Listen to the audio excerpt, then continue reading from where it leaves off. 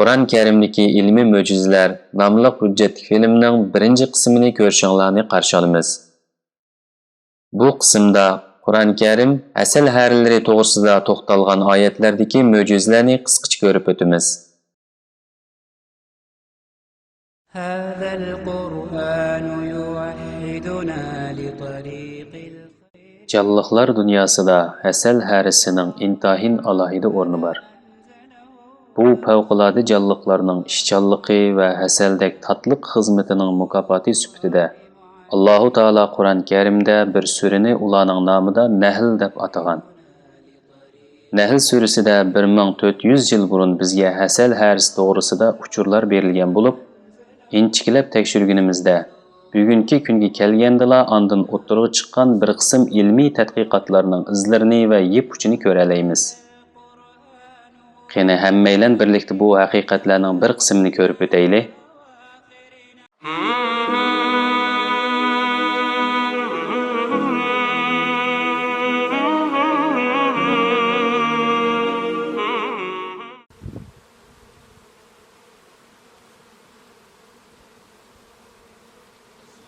Asal harflari udul kelgan yerlarda uva qurmaydi. Ularning uy qilib asal yig'adigan umartalari alohida o'rinlarda bo'lishi lozim. Masalan, sanduqning og'zi shimol tarafga qaramasligi, uvisi tarmi bo'lmasligi, kengmi bo'lmasligi kerak bo'lib, tog'larda, daraxtlarda yoki insonlar yasagan umartalarda uva quradi. Uning qayerga qurilganligiga asal harfi topidagi kattalar qaror beradi. Uni qayerga qurishni qaror qilish asal harflari uchun intayin muhim va alohida bir vazifa bo'lib, nurg'unlagan nomzod o'rinlarning orasidan eng yaxshisi va eng to'g'risi tanlanishi lozim.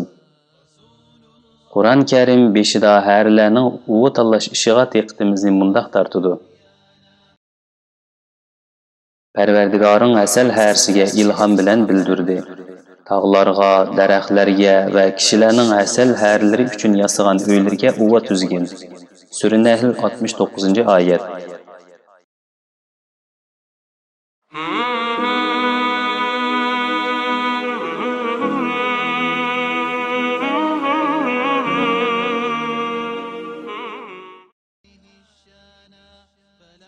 Arab tili noiti boy bir til bo'lib, bir so'z agar erlar uchun aytilmoqchi bo'lsa, boshqa yo'sinda, ayollar uchun aytilmoqchi bo'lsa, yana boshqa xil yo'sinda deyiladi. Ya'ni kalimalarning erlik va ayollik siyg'isi bor.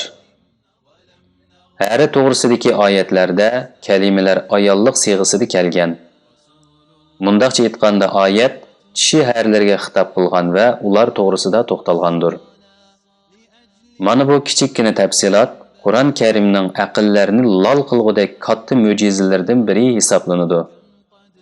Chunki yaqinqi tadqiqotlar shuni ko'rsatganki, asal harflarining faqat kishisila asal ishlab chiqarish bilan mashg'ul bo'ladi.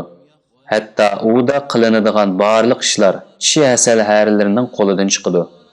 Uning to'ridimi yanala kishi bir hara, ya'ni bir ayol podshoh bordir.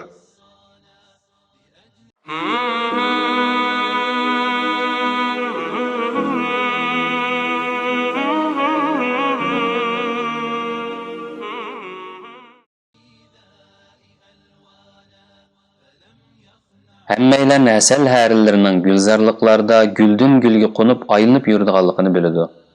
Ammo harflar faqat gullarga qo'nib qolmasdan, ular yana oziqlanishimiz uchun to'limi zarur bo'lgan minglagan xilma-xil o'simliklarga qo'nadi. Bu biz insonlar uchun muhim ahamiyatga ega bir ish. Chunki harflar o o'simliklarning changlarini elib yana bir o'simlikka apuradi. Buning natijasida meva-cheva va ko'ktatlar urug'lanib ko'payalaydi. Navoda harflar faqat gullarga qo'nadigan ish bo'lsa edi, ko'plagan meva-cheva va ko'ktatlarni ko'rolmagan bo'lardik. Asal harfi to'g'risidagi oyatlar bu haqiqatlarga diqqatimizni tortadi.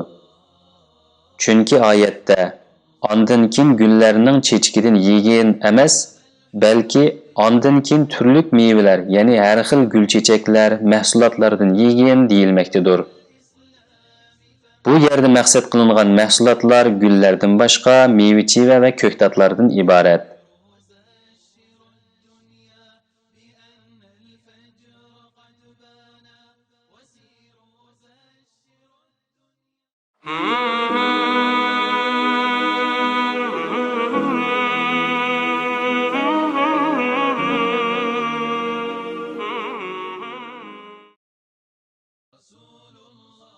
Hasal harilarning o'z uvusi bilan ular har kuni kezadigan dala orasidagi yo'llarni va yo'nalishlarni dal tepishi yana bir mo'jizdir. Harilar quyoshga asosan yo'nalishni bekitadi. Ammo quyoshning o'rni davomli o'zgarib turadi. Bundaq bo'lishiga qaramay hech bir hara yo'linimi, yo'nalishini yo'qotib qo'ymaydi. Ularning kichikkina mengisi quyoshning o'zgargan o'rniga asosan uvusi bilan o'zining turayotgan o'rnining orasidagi bulungni hisoblab chiqa oladigan holatda yaratilgan. Hatto bulutliq havo raydimi yo'lini osonla topa oladi.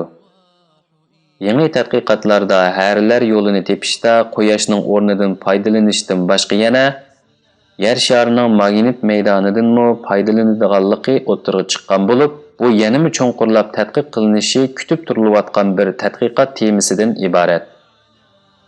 Oyatda asal harilarining yo'lini tepishining Parvardigorimizning ularga qilgan bir ilohiy yordam ekanligi o'tirg'i qo'yilib, bizning aqlimiz yetmayotgan usullarning harlar uchun osonlashtirib berilganligi mundaq ifoda qilingan.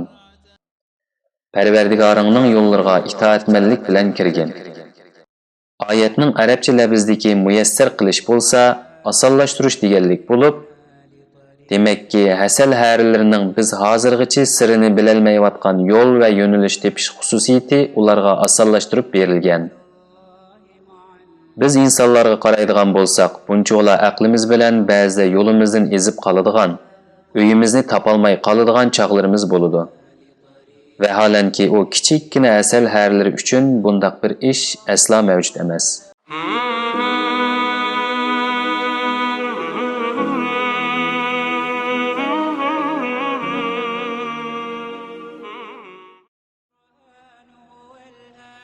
Harilar uvusi qaytganda oshqozonidagi shirnilarni yana bir harining oshqozoniga quyib berdi. Asal bo'lsa, mushu ikkinchi harining oshqozonida pishib chiqadi. Ya'ni asal bir harningla qo'rsqida tayyor bo'ladigan ish yo'q. Balki bir qancha harining qo'rsqida maydonga keladi.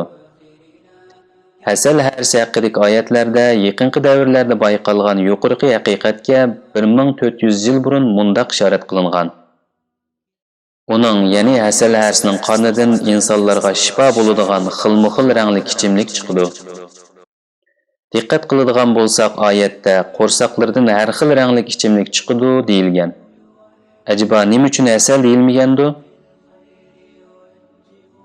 Albatta, ichimlik kalimasining asal kalimasining o'rnida ishlatilishining muhim sababi va hikmati bor.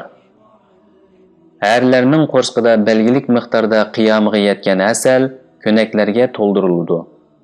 Ammo bu paytda bu suyuqlik texi biz biladigan asalga o'xshamasdan, balki ichimlikka o'xshab qoladi. Bu sharbat bir muddat qurigandan keyin biz biladigan asalga aylanadi.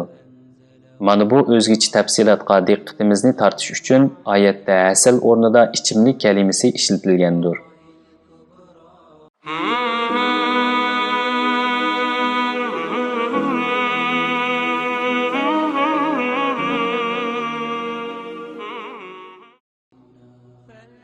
Hammaylar asalning foydali ekanligini bilishidi.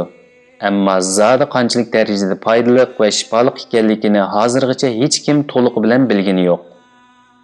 Chunki har yili dunyoning har yerida asalning har xil shifoli xususiyatlari kashf qilinmoqda. Asalning eng chong aloyidligidan biri asalda bakteriya, viruslarning bo'lmasligidir. Asalning ichida bakteriya yashay olmaydi. Shunga asal yaxshi bir mikrob o'ltirguvchi hisoblanadigan bo'lib, burundan tortib yaralarni davolashda ishlatilib kelgan. Yangi tadqiqotlarda yana asalning tish chirib ketish kasaliga paydo qiladiganligi va tish milikini kuchlantiradiganligi ko'rsatib berilgan. Uningdan boshqa oshqozon va uchay kasalliklari uchunmi asal intayin foydali bir doridir. Qisqacha qilib aytganda, asal tishimizdan tirnoqimizgacha bo'lgan hamma narsamizga foydali va shifoli bir ozuqlikdan iborat. Asalning bu aloyidligiga insonlarga shifo bo'ladigan degan ibora bilan diqqatimizni tortgan Parvardigorimiz asal harisi to'g'risida kelgan bu oyatlarning oxirida bizga mundaq deydi. Buningda Allohning qudratining cho'ngligini fikr qiladigan qavm uchun ibrat bor.